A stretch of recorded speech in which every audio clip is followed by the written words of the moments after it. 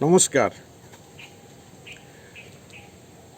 রবীন্দ্রনাথের চৈতালি কাব্যগ্রন্থ থেকে নেওয়া দুর্লভ জন্ম কবিতাটি আপনাদের শোনাচ্ছি।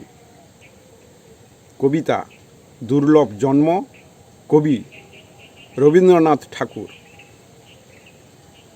একদিন এই দেখা হয়ে যাবে শেষ, পড়িবে নয়ন পরে অন্তিম নিমেষ।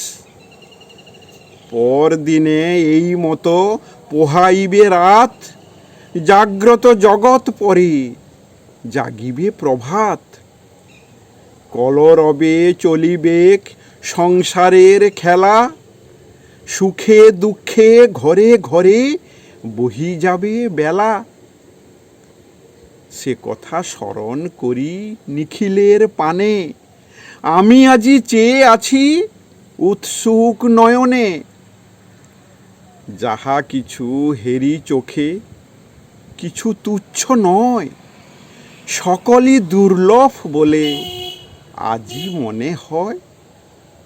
দুর্লভ এ ধরনের লেশতম স্থান, দুর্লভ এ জগতের ব্যর্থতম প্রাণ।